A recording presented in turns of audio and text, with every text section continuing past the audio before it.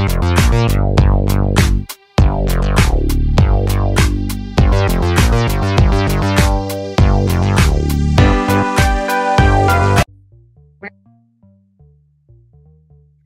family, it is your boy Optimus Sniper.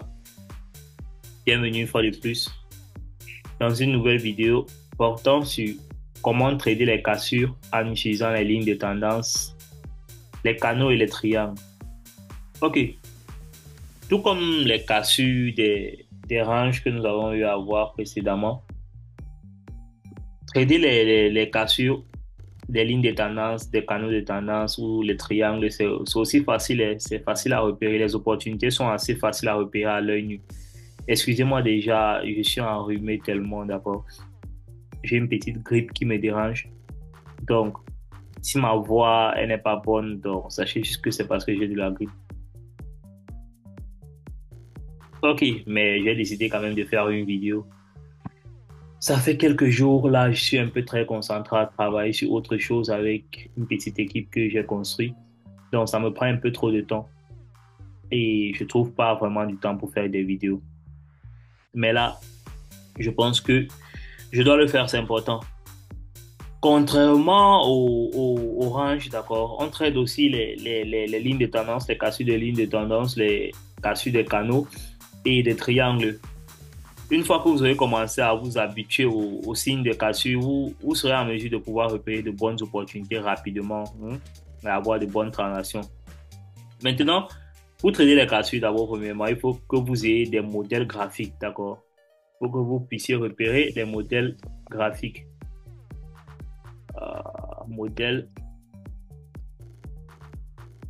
graphique, puisque ce sont les cassures des modèles graphiques que vous allez trader. Si ce ne sont pas les lignes de tendance, juste même les lignes de tendance, c'est un modèle graphique, d'accord? Ok. À présent, vous devez être habitué à regarder les graphiques et à reconnaître certains modèles graphiques familiers, d'accord, qui indiquent soit une cassure, soit un retournement, d'accord, soit une cassure en reverse, soit une continuité de tendance, soit un retournement plutôt, comme je disais tantôt. Et pour quelques modèles graphiques un peu récurrents utilisés partout là, d'accord, moi j'utilise déjà pas les modèles graphiques pour trader. Je peux les utiliser juste comme confluence, ça veut dire je sais les repérer, je sais les regarder, mais régulièrement la majorité de toutes ces leçons que je fais, ce sont les basiques. J'essaie de construire une fondation pour ceux qui me suivent et ceux qui ne savent surtout rien du tout parlant du trading. Donc ça ce sont vos leçons. C'est pourquoi je perds trop de temps là à être en train de vous donner des basiques. Mais quand il s'agit de commencer à prendre des transactions dans votre compte, c'est tout autre chose, les gars. D'accord? Ok. Donc, les modèles graphiques, on va parler par exemple des double top. On parle des double top. On peut parler des double top. On peut parler des double bottom. On peut parler double bottom. Double bottom. On peut parler des épaules tête épaule. On peut parler des triple bottom même, d'accord. Pour plus d'informations, vous pouvez aller consulter certaines leçons que j'ai eu à donner sur les modèles graphiques dans les cours précédents. D'accord, on ne va pas encore redétailler tout ça. En plus des modèles graphiques, il existe plusieurs outils et plusieurs indicateurs que vous pouvez utiliser pour compléter vos arguments en faveur d'une cassure ou d'un retournement. Ok. Ici, on va essayer de parler des lignes de tendance. On va parler des lignes de tendance.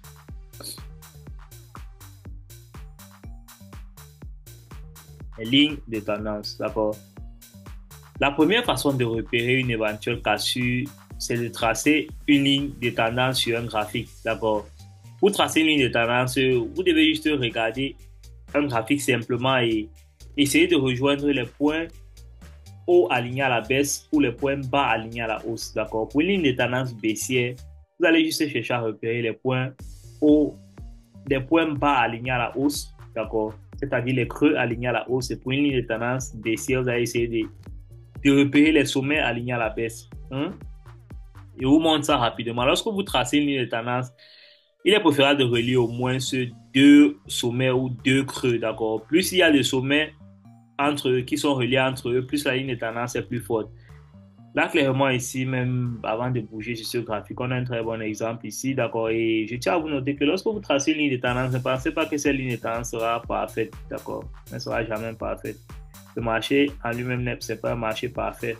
Donc, vous allez juste chercher à relier un, deux, au moins deux sommets, d'accord?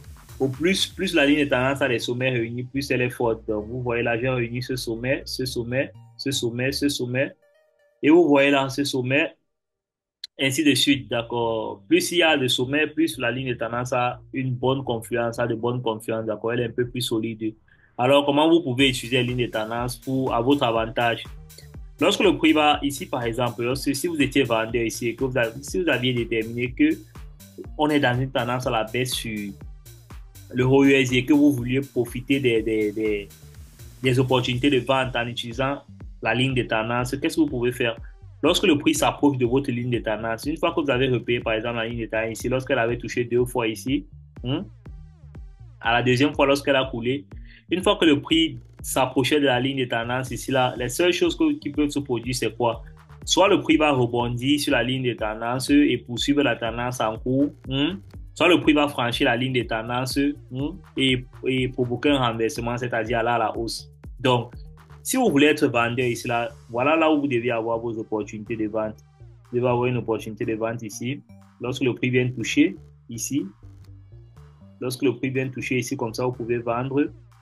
Lorsque le prix vient toucher ici, comme ça, vous pouvez vendre. D'accord? Mais dans ce cas-là, certains auraient pensé à un fake out. C'est ce qu'on appelle un fake out ici, d'accord? Une petite manipulation en haut de la ligne de tendance.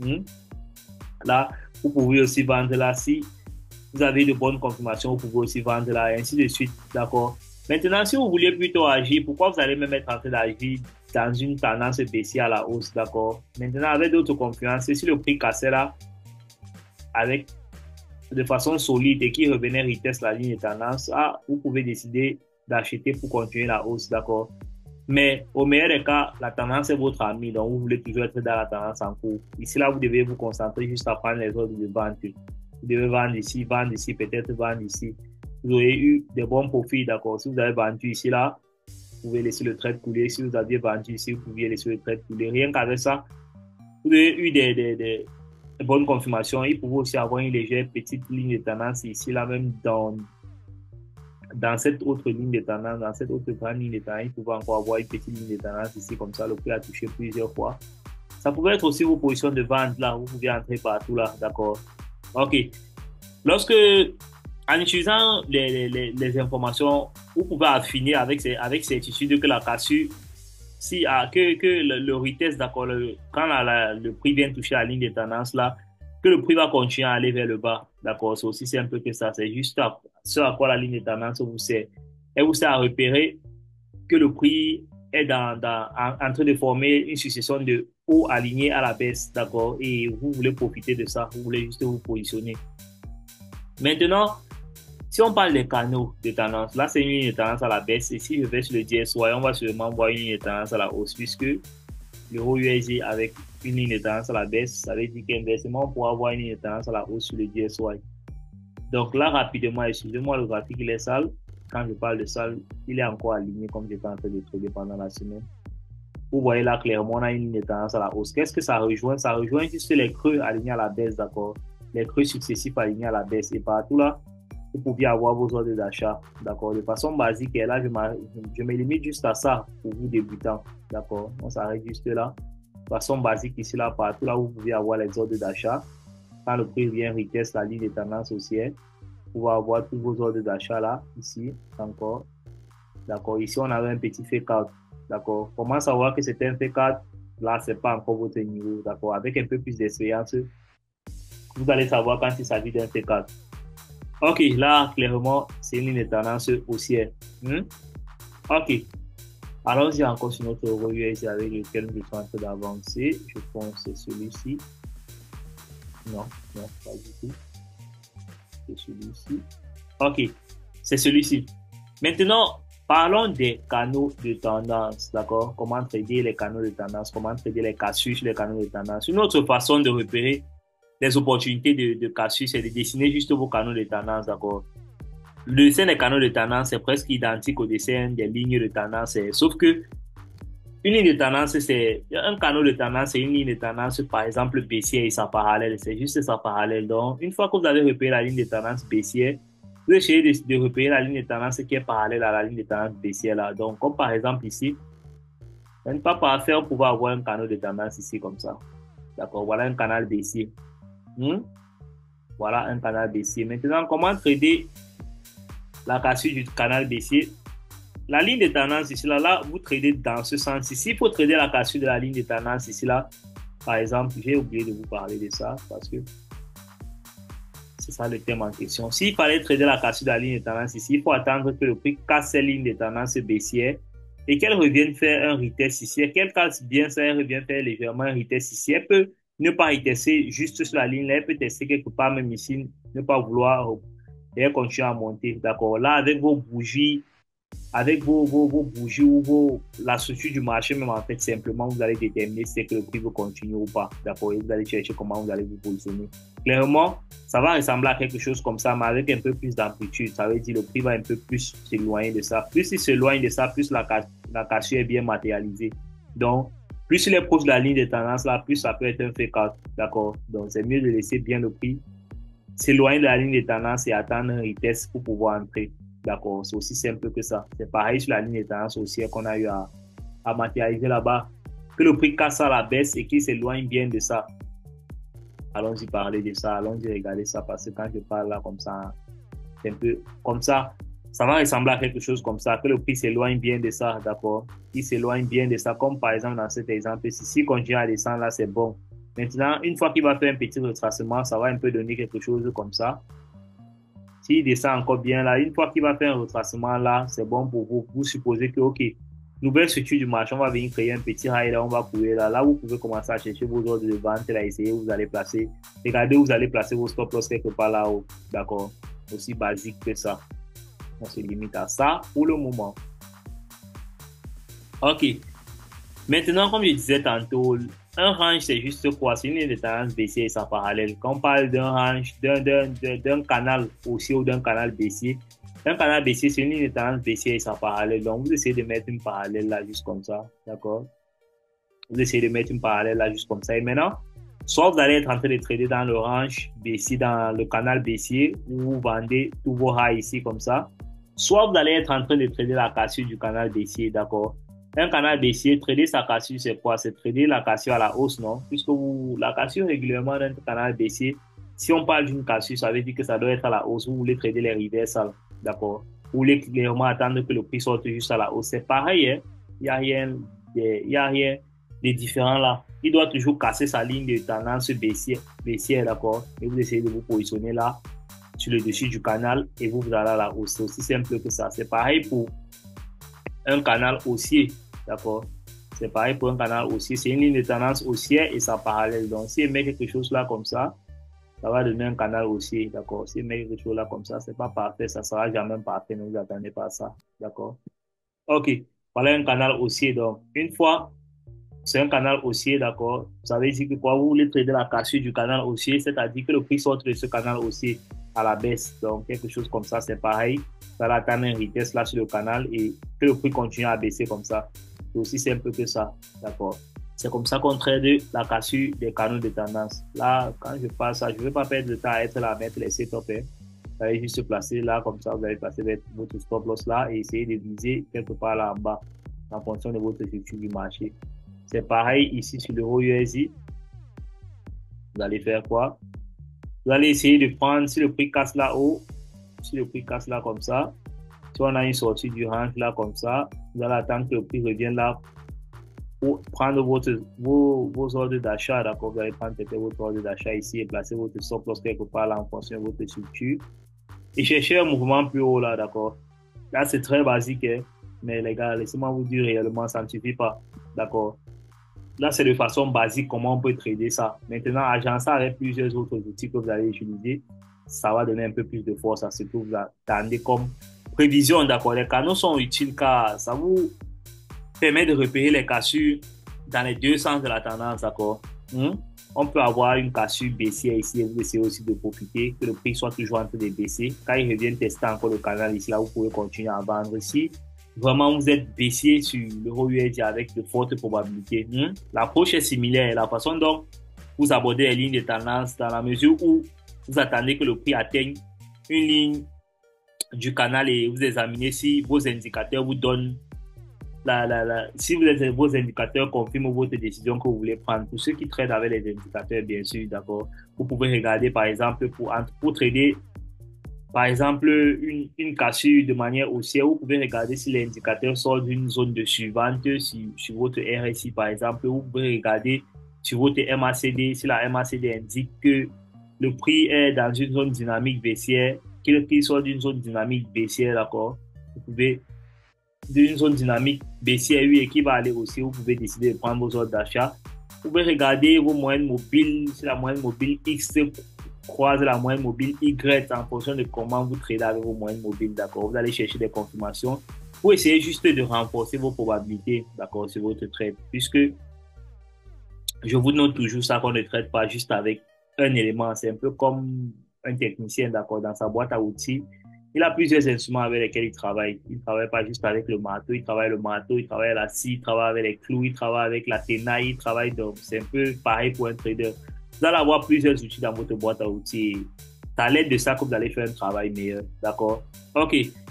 Là, on peut encore parler de quoi? On peut parler des triangles. On peut parler des triangles. On peut parler des triangles là.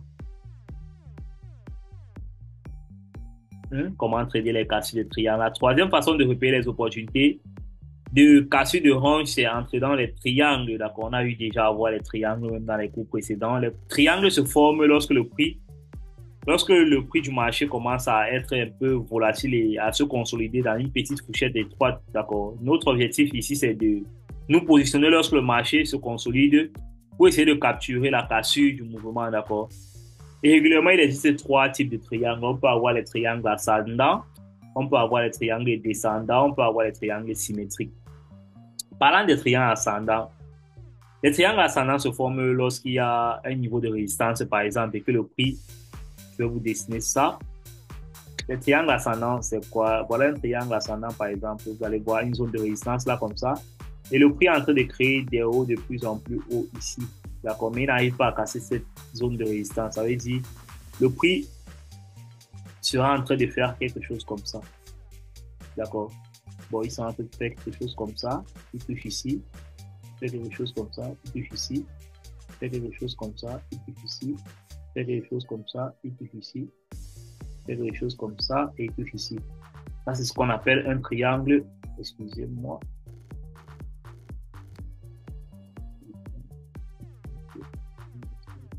Ok, ça c'est ce qu'on appelle un triangle ascendant. Triangle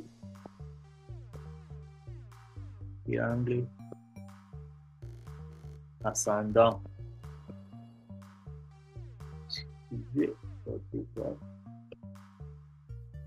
Voilà, ça c'est ce qu'on appelle un triangle ascendant. Inversement, l'histoire derrière un triangle ascendant, c'est que à chaque fois que le prix atteint un certain niveau, plusieurs traders sont convaincus de vendre d'accord à ce niveau-là, et ce qui entraîne une baisse du prix, une certaine baisse du prix ici comme ça. À ce niveau-là, les traders sont convaincus puisqu'ils estiment que ça a un niveau de résistance. Tous vont se mettre à vendre. De l'autre côté, plusieurs traders pensent que le prix est bien positionné pour les achats. Ce qu'ils vont faire, c'est quoi? Ils vont être en train d'acheter, d'accord? Ce qui va faire que le prix va se retrouver dans une certaine consolidation où il y aura une lutte entre les acheteurs et les vendeurs. Les avis convergent et finalement, il y aura une confrontation ultime. Ce qui est sûr, après ça, régulièrement, quand on parle de triangle ascendant, le prix va sortir vers le haut, d'accord? Le prix va dégager vers le haut. Donc, là, avec beaucoup de confiance, lorsque vous avez de bonne confiance en daily time frame, là, je parle du daily time frame. Pourquoi? Parce que c'est le daily time frame qui guide le prix, régulièrement. Le daily time frame qui guide le prix. Lorsque vous avez de bonne confiance en daily time frame, vous pouvez d'ailleurs vous positionner dans la formation de ce triangle ici parce que vous estimez que le prix va sortir à la hausse. Vous tradez la cassure, vous estimez. Vous pouvez vous positionner dans n'importe quel de ces lots aussi, de ces lots qui est en train d'aligner à la hausse là, pour pouvoir trader la hausse, d'accord, pour pouvoir trader la cassure de ce range là. Donc, puisque vous estimez avoir une cassure à la hausse, vous allez buy, vous allez acheter le marché. Vous allez clairement avoir un petit setup de buy là quelque part là, lorsque vous avez repéré ça. C'est pas, ça peut nous prendre le temps d'aller chercher un petit triangle ascendant ici, là. Mais si je veux faire ça rapidement, qu'il ne soit pas parfait, d'accord, je peux regarder là quelque chose comme ça. Je peux regarder là juste quelque chose comme ça qui frappe à l'œil. Vous voyez là, c'est un petit triangle ascendant. Mais il n'a pas été parfait parce que le prix est revenu à la baisse, puisque c'est un triangle ascendant, il débat là à la hausse. D'accord. Il est sorti là à la hausse, mais c'était clairement juste une petite manipulation. Il a continué à la baisse. Donc, c'est ça le principe en fait. Vous devez comprendre le principe. Le principe, c'est ça. Il doit sortir à la hausse. Donc, lorsque vous avez un directional bias aussi en higher time frame, vous pouvez venir en 15 minutes et essayer de regarder la formation d'un triangle ascendant pour ceux qui traitent avec. OK. On peut aussi avoir un triangle descendant qui n'est que l'inverse du triangle ascendant. Et vous allez voir une configuration comme ça. D'accord, avec une zone de support là où le prix est en train de stagner sur cette zone de support. Qu'est-ce que le prix fera? Le prix va être en train de créer des lots,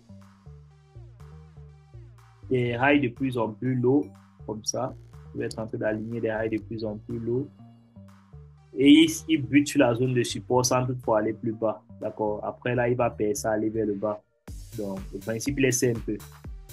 Là, vous allez vous positionner quelque part là, en vente pour essayer de capturer le mouvement vers la baisse. D'accord. Les triangles descendants sont généralement des signaux baissiers pour en tirer parti.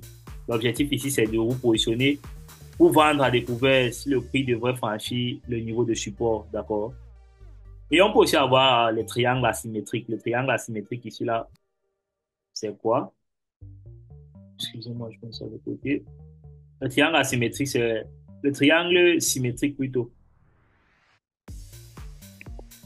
Le triangle symétrique, c'est le troisième type de triangle qu'on peut avoir d'abord. Plutôt que d'avoir un niveau de support ou un niveau de résistance, les vendeurs et les acheteurs vont créer des plus bas. Ils ont créé des plus bas élevés et des plus hauts, plus bas, d'accord. Et ils forment, qu'est-ce que, je vais vous matérialiser ça en fait. Ici, clairement, voilà ce qu'on appelle un triangle symétrique. Rien n'est concret dans ça. D'accord? Le prix sera en train de stagner dans cette zone-là. Il sera en train de faire, par exemple, un haut ici comme ça, là. Il va essayer de stagner ici comme ça. D'accord? Le prix sera carrément consolidé ici, là, comme ça. Voilà ce qu'on appelle un triangle asymétrique. Contrairement au triangle ascendant et au triangle descendant, qui sont généralement des signaux haussiers ou baissiers, le triangle asymétrique n'a aucun biais directionnel. Ça veut dire que lui, là, il peut sortir à la hausse comme il peut sortir à la baisse, d'accord? Il peut sortir à la hausse comme il peut sortir à la baisse en fonction de comment le prix est entré dans le triangle et en fonction de ce que vous avez comme directional bias en daily time frame. Donc, soit il peut aller à la baisse ou il peut aller à la hausse. Ça va dépendre maintenant de vous. Vous allez déterminer ça. C'est votre travail de le faire. Donc, vous devez, dans ce cas-ci, attendre la cassure du triangle peut-être et attendre le retest pour trader. Attendre le retest comme ça pour aller maintenant à la hausse. Soit vous attendez la cassure vers le bas, vous attendez le retest pour aller à la baisse. D'accord. Dans le cas d'un triangle symétrique, il est mieux de se positionner après la cassure. D'accord. Que ce soit à la hausse ou à la baisse. Et puis d'essayer d'anticiper ça. Donc, c'est un peu ce qu'on pouvait recouvrir pour ce cours-ci, parlant des cassures sur les triangles, les lignes de tendance et les canaux de tendance. Donc, je pense que de manière basique, ça, ce sont des trucs qui peuvent vous aider à commencer à placer vos premiers trades, d'accord, dans le trading. Ça peut vous aider juste à prendre un petit départ, d'accord, parce qu'il faut toujours commencer quelque part. C'est un peu comme un footballeur, d'accord. On commence d'abord un petit par frapper les petits comptes, taper le ballon, un, deux, trois comptes, d'accord, ainsi de suite, avant de chercher à commencer à dribbler ou envoyer de belles passes. Donc, ça va vous aider juste à prendre des petits trades, d'accord, commencer à vous introduire au trading, mais c'est pas avec ça que vous allez faire beaucoup d'argent, il faut que vous le sachiez déjà. Et même si vous allez faire beaucoup d'argent avec ça, c'est pas aussi basique comme je viens vous présenter la chose en tout cas. Donc, il y aura beaucoup d'autres choses en back-office avec lesquelles vous allez travailler pour pouvoir amplifier ça et pour pouvoir donner plus de valeur et surtout pour pouvoir avoir des résultats consistants en fait. C'est ça le plus important. Donc, on se retrouve pour la prochaine leçon. It was your mentor, Optimist Sniper. Si vous avez des questions, vous laissez en commentaire. Et surtout, n'oubliez pas de vous abonner et d'activer la cloche de notification pour ne manquer aucune prochaine vidéo. OK.